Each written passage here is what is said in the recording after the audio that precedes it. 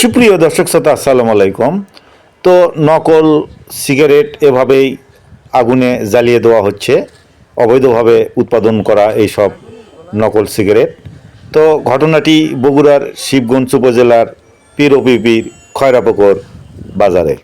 শিবগঞ্জ উপজেলা নির্বাহী অফিসার জিয়াউর রহমানের নেতৃত্বে সেনাবাহিনীর সদস্য সহ যৌথ বাহিনীর অভিযানে এসব ধ্বংস করা হচ্ছে এই নকল সিগারেট উপকরণের সরঞ্জামাদি।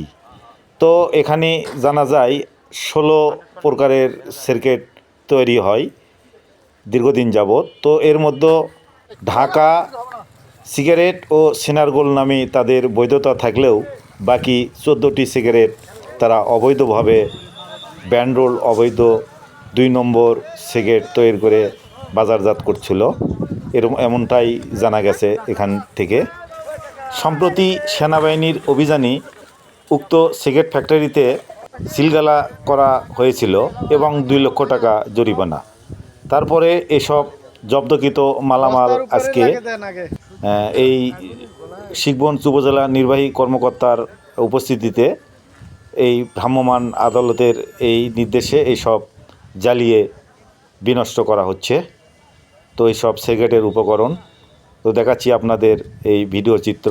আমি আনোয়ার হোসেন, নামুজা বার্তার সৌজন্য। বস্তুনিষ্ঠ সংবাদ দেখতে নামুজা বার্তার সঙ্গে থাকবেন, লাইক করবেন, শেয়ার করবেন। তো আজকের অভিযানের সময় এই সিগারেট কোম্পানির মালিকপক্ষের কোনো লোকের সন্ধান পাওয়া যায়নি। তো সব মিলিয়ে নকল সিগারেট তৈরির ফ্যাক্টরিতে অভিযান ও বিনষ্ট বিষয়টি সচেতন মহল সাধুবাদ জানিয়েছেন। আনোয়ার হোসেন, খয়রাপুকুর, পীরব, শিবগঞ্জ, বগুড়া থেকে।